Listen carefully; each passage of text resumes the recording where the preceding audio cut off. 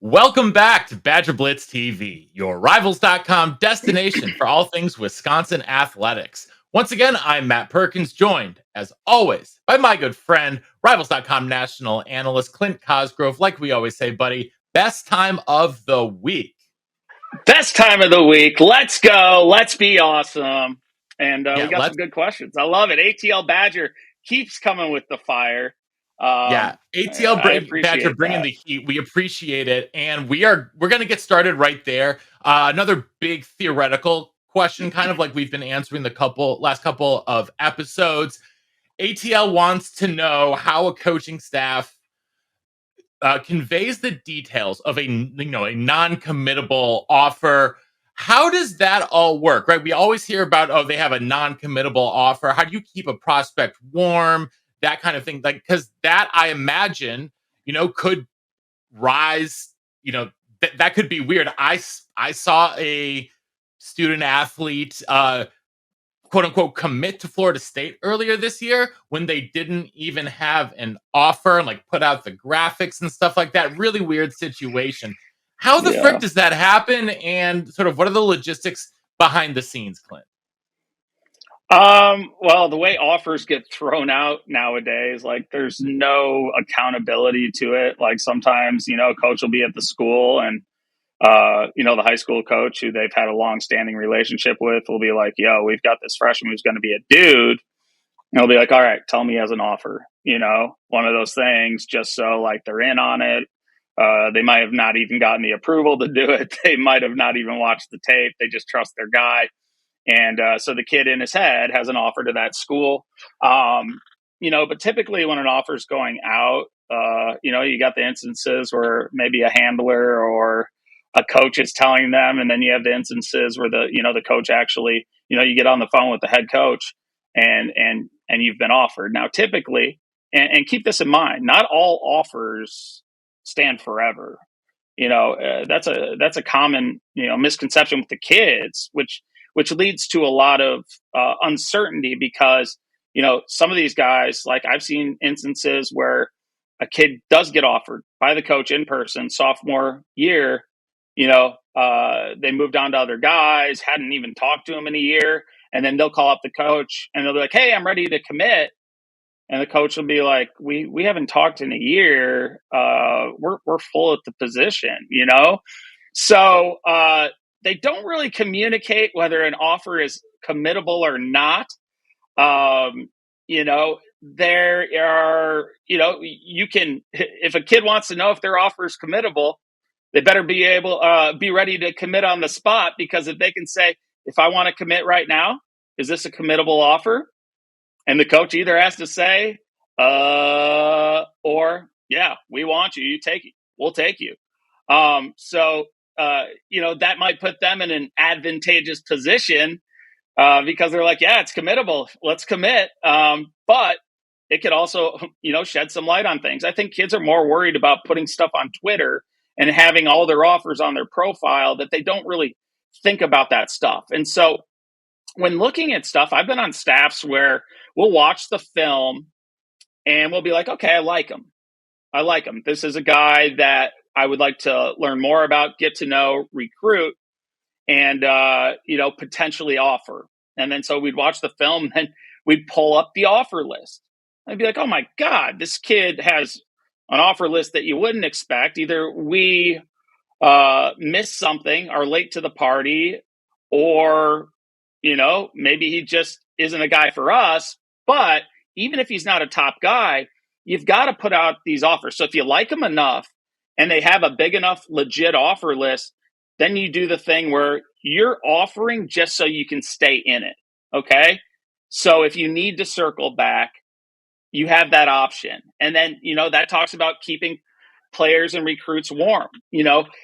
This comes down to recruiting technique. I'm sure some coaches from the head coach down, everything is very structured and there's a certain way that you go about it. For others that get to, do their own style of recruiting, a lot of guys will be very transparent and they'll be like, you have an offer. We really like you. There's offers out to other guys as well. Now, they might be number 1 and 2 on our board. Not saying that we don't want you just as much, but we're, waiting on an answer for them, before we can guarantee that we can take you. There's other times where it's just like, hey, I need to get to learn.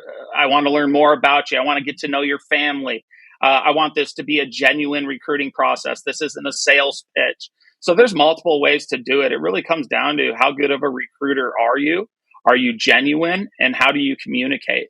So a lot of variables there, but keeping players warm, it can be hard because especially if you're the area recruiter, but not necessarily the position coach. So you love the kid, you know everything about him, you want him on the team. Maybe they do play your position, but the defensive coordinator has a guy in his recruiting area that he really likes.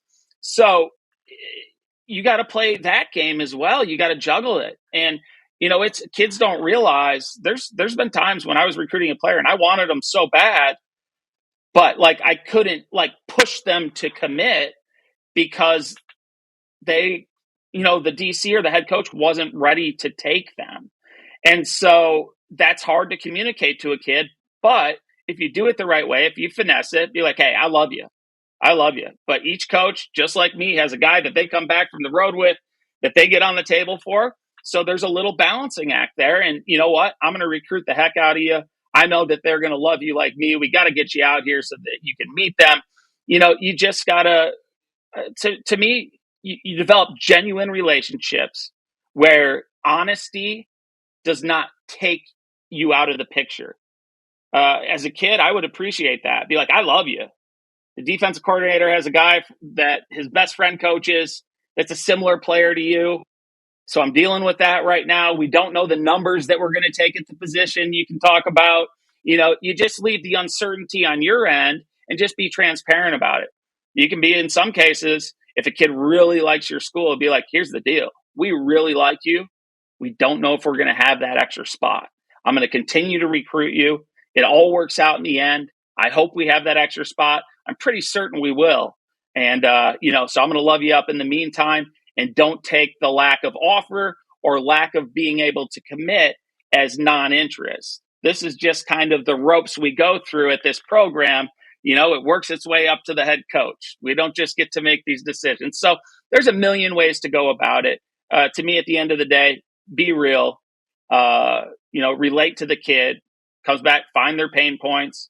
How interested are they? A great recruiter knows everything about the kid, knows what drives them, what makes them tick.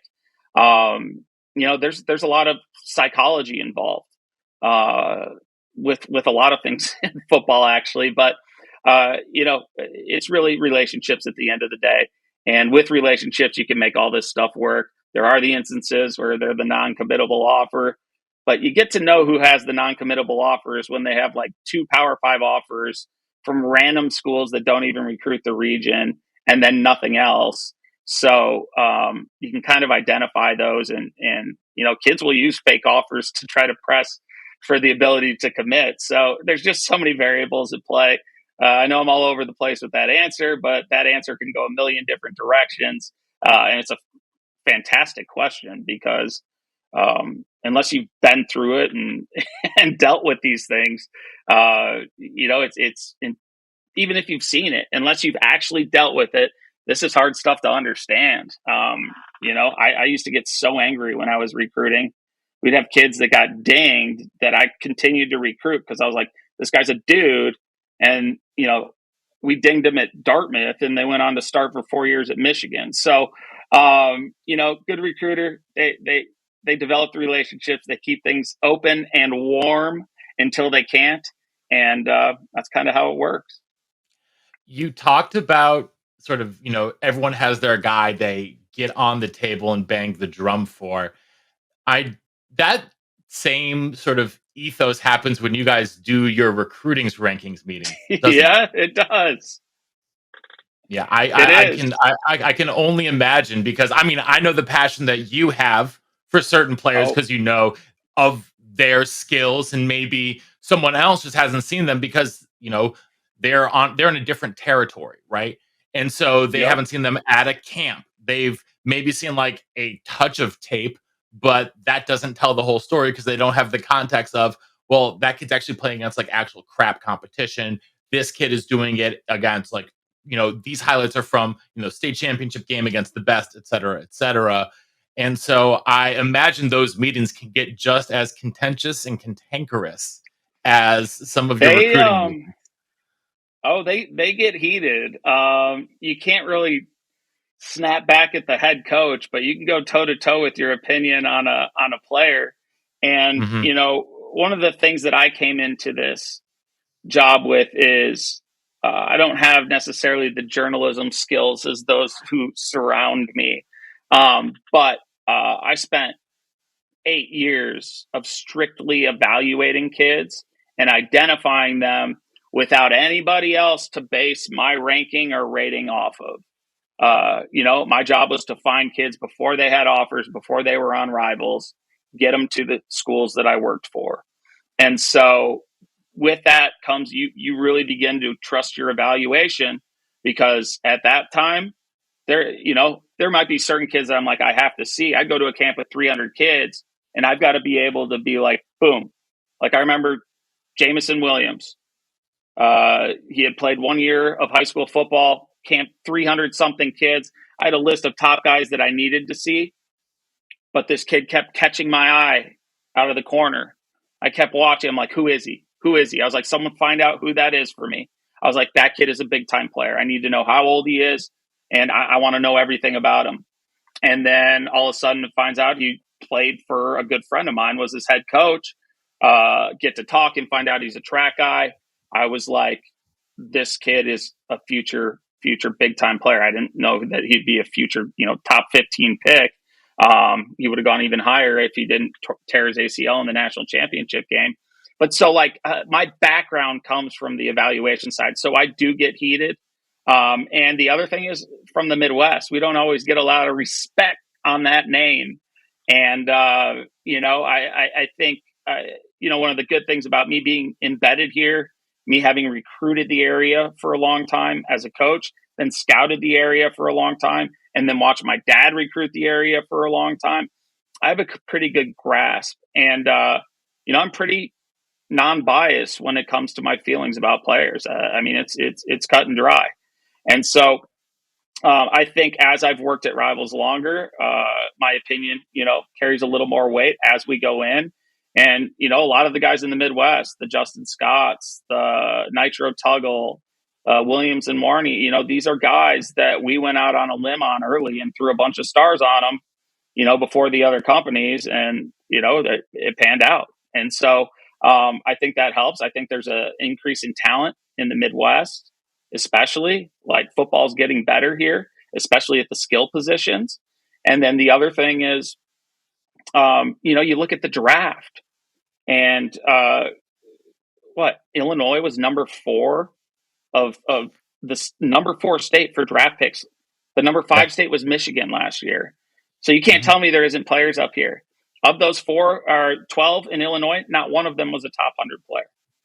So, I think I'm going on a tangent, but the meetings can get heated. They're a lot of fun too. I love watching film, and that's really the time where we get to do a deep dive on these players and share our feelings and learn about other guys. And I think a lot of guys dread 10 hours straight, one bathroom break rankings meetings, but I love them. I love every second of it. I love debating these players, watching these players, finding out about them. And I don't know. Sorry for the tangent. I can't even imagine how much Red Bull is consumed in that room on that day. Oh yeah, I'm 4 coffees in by 7 a.m. Absolutely. All right, well, let's parlay that into a question from DW Bucky fan 69, who wants to know what sort of a two-pronged question.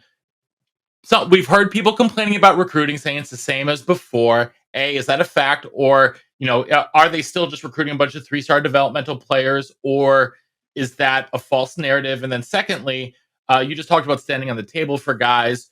Which, if any, of the current commits in your eyes should get a bump in rankings? We all know Kai and Barry Johnson is one of them. So I'm going to push forward and ask you for a different one on the list, because we've talked about Kyan on this show, I think, more than any other prospect. So let's take the first part of that question first. Is this philosophy the same as under Fickell as it was under Christ and Leonard and all of the previous regimes, or has there been a fundamental change and it's just we haven't seen it matriculate yet? There's been a fundamental change. I'm just looking at the commit list right now at May 25th, 23, when signing days in December. This isn't typical. I mean, 1, 2, 3, 4 4-stars. Then you look at the next 3-stars, the next 1, 2, 3, 4. 3-stars are the highest 3-stars. They're 5.7s. The lowest rated player is a 5.6 3-star who could end up getting a bump as well. When did Wisconsin? I don't remember a time where they had 3 4-stars in the boat before June. So to me, this is an aggressive approach. This is, and you look at the areas that they're from. I mean, yeah, some are in the region, but you're going down to Texas for a 4-star quarterback, going out east for a defensive back, going to beautiful South Dakota for a linebacker. And then you got your kids at home, and then you got kids in Chicago, with Cayenne and Grant Stack. So to me, this is not the norm. I think this is just kind of scratching the surface of what to expect moving forward. They're ranked 21 right now. I've been impressed with what's been done thus far. And I do think that, not only will some of these guys get bumps, they're going to be in on other 4-star kids. Just look at what they did at Cincinnati. Their commit list last year was absolutely ridiculous. And it being Cincinnati, as you closed in on signing day, they identified those guys early. Some of them weren't even like high-ranked players, but they also battled with big-time schools, beat Michigans and stuff like that for big-time players at Cincinnati. Now, like I said, as it got closer to signing day, some of those guys flip, but that's not going to happen when they're at Wisconsin. So once they get that base, I mean, this is really year one. So once you get that base and that brand and the way they're marketing it and the openness to the fans with the recruiting and getting kids on campus and really having a dialed in strategic plan of how to go about recruiting, I think we're about to see the best run of recruiting that they've had at Wisconsin since probably the mid 90s, early 2000s, which produced first round draft picks, award winners, NFL Hall of Famers. I think they're going to, hit that level of recruiting. And let's look back then too. Not a lot of those guys were extremely highly rated. But I would not say it's the same old. I think this is a new attack. They trust their evaluations. So regardless of what you see in stars, and I see a lot of stars actually, to me, this is not the same old. This is far from it. So if there's going to be one guy bumping ratings that's not Cayenne, I'm going to go first. And I'm actually going to say, even though he's already a 4-star, I'm going to say Mabry Matoyer, because he is like, 249, I think, overall right now. I forget what he is for his position. I could see him bumping up a fair bit whenever the next cycle is because of just his size, his athleticism. And I could see him jumping some of the quarterbacks in front of him, maybe moving up to the 150, 175 range. I'd really, until I could pull up the spreadsheet of everyone's notes that they have on stuff. Mabry being from Texas, I just knew he was a good player. I don't know a ton about him, so I can't go to bat for him necessarily to say he'll get a rankings bump. He very well could. I know people think very highly of him. He has all the tools to be a special player. I think a lot of his final ranking and the quarterback's rankings comes down to when people see him at these all-star games, when they see him at Elite 11, because you're seeing them against other elite quarterbacks in the same setting. So you can kind of see cut and dry. Now, you don't know all the mental, you don't know all the additional things, but from a physical skill set, you can kind of see exactly standing next to each other who thrives in what area, who's bad in what area.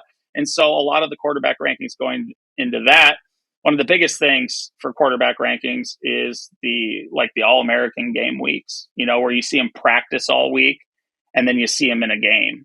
So it was funny. Dante Mori is just a fun, carefree guy dancing on the field all the time, wanted to return kicks and warm-ups and, just, and then, you get into drills and he's sailing it over people's heads. And I'm like, what in God's name? But then when things come together and they were doing the pregame, walk through the day before, and then, everything's on point. He's command of the huddle. Kids follow him. There's a switch that flips. This guy's the ultimate gamer. And then he goes into the game and I don't know, threw 4 touchdowns, was the guy is just a baller. And I knew Dante Moore was very, very good. I was a huge proponent of Dante, huge fan of Dante. But to see him in that game setting, that's when I was like, this kid's special. He is not normal. And so with quarterbacks, another tangent, but there's just so many opinions. You more talk so to than 10 any other quarterback position. coaches. Oh, no question. Quarterback coaches are kind of somebody was talking about the memes, the offensive coordinators dressed in the J's and looking all fly, and the defensive coordinators in his, grass mowing New Balance shoes with a loose fitting. The quarterback coaches are kind of, they'd be the guys with the spectacles on, and so they all have strong opinions, and it's crazy. You talk to 10 different coaches, get 10 different opinions on the same exact quarterback. One coach will be like, I love doing this too at camps. I'll be like, what do you think of so-and-so? Okay, what do you like about him?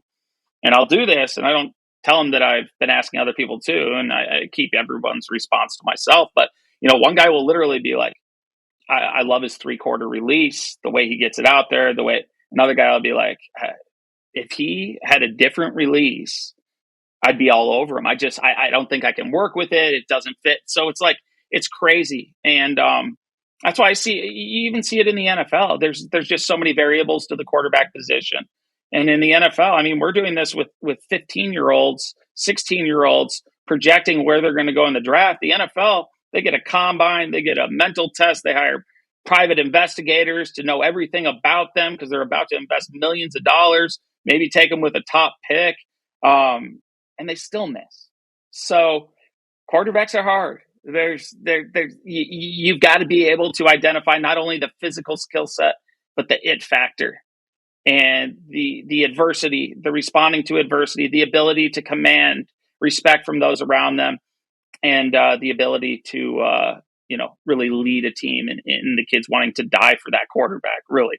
So long tangent again, but I can't go with Mabry because I would be speaking offhand. It would be based off of film eval that I did a couple months ago. Now we have rankings meetings coming up, so I'll be watching more of them.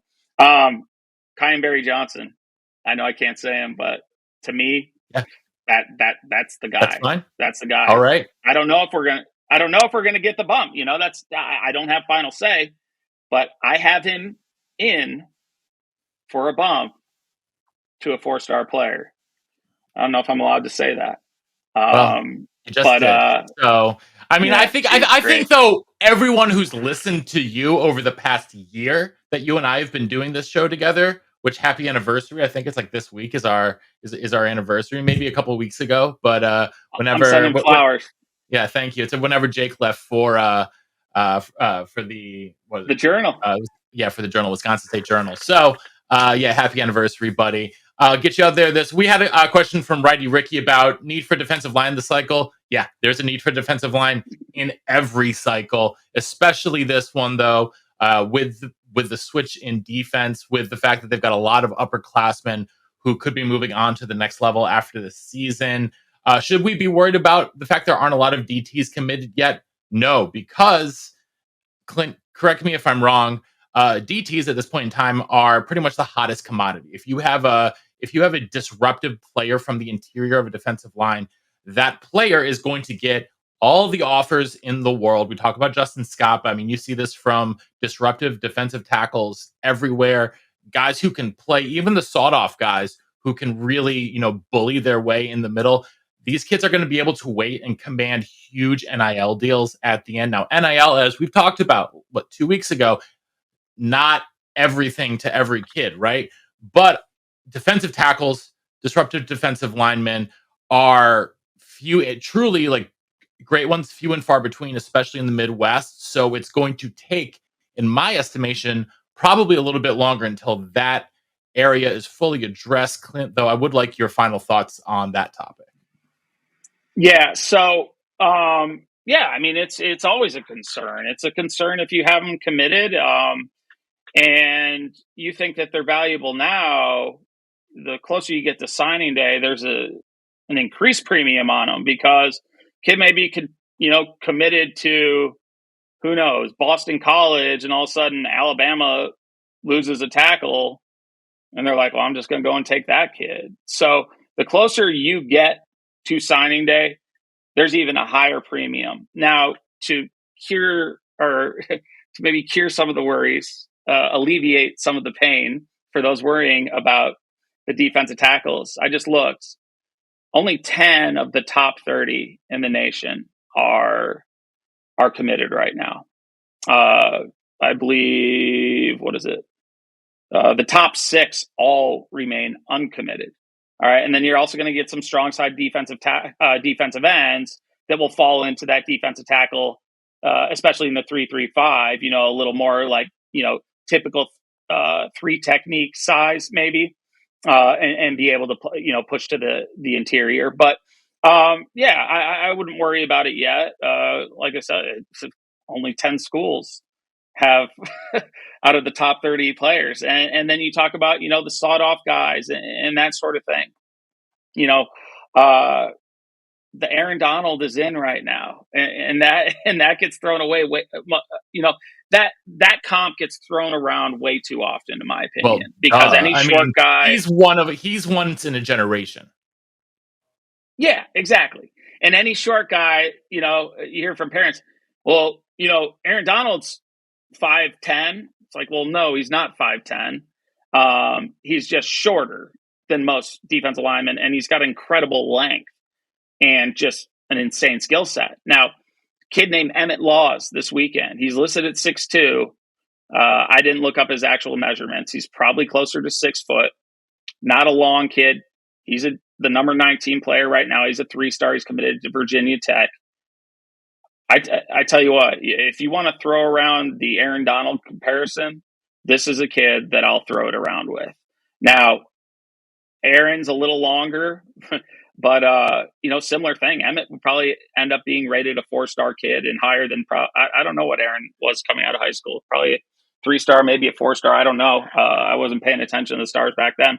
But if you're able to get over that fear of length, like Emmett is an absolute technician. He won our defensive line MVP out at the camp in New Jersey over the weekend. He is elite with his hands, elite with his feet. His game is so polished, and I don't see that changing. Like, you get big time, 6'6" offensive lineman, and he's there, and he just knows how to read the leverage of a player, how to set him up, how to use his hands, how to keep hands off of him. One of the biggest things that you worry about with these more sawed off defensive linemen is that the second a big offensive lineman gets hands on them, they're done. This kid doesn't even let you get their hands on him.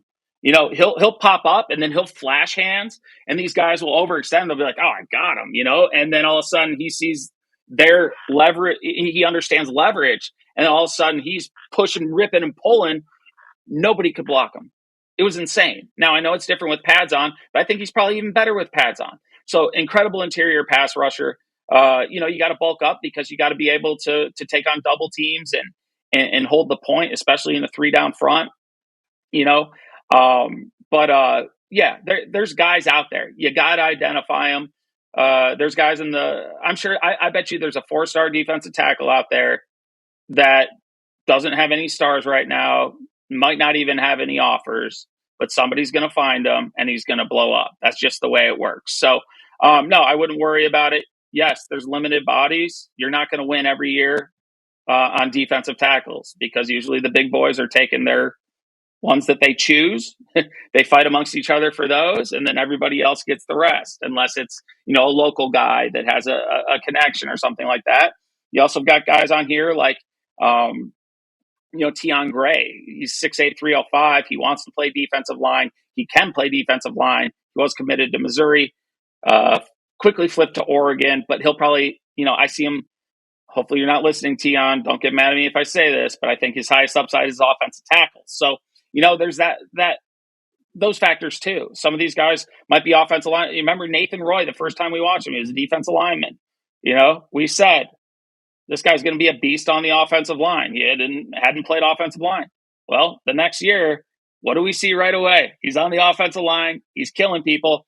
And he's actually going to be, he's my feature this week. Should come out this afternoon on From the Film Room. I'll be watching Nathan Roy. So another tangent, but those of you who are interested in learning more about him and his game, I mean, that film is insane. I can't wait for that to come out. Clint, we've come full circle in a year. I can safely say we were the first people on Nathan Roy. Like, we were the first people really on Nathan Roy as an offensive lineman. Absolutely, no doubt. Gonna close the loop on this one. Aaron Donald was a 5.7 coming out of high school, the 37th ranked defensive tackle in the country. Clint, you're a 6.1 in my book, the number one analyst in the country in the Perkins ranking system. Until next week, make sure that you are over at BadgerBlitz.com, hanging out with us in the den, giving us all the good questions. He is Clint Cosgrove at Rivals_Clint on all the social media. I'm Matt Perkins at _Perko_ on Twitter. And until next time, we'll see you all in the den. Den. Let's go.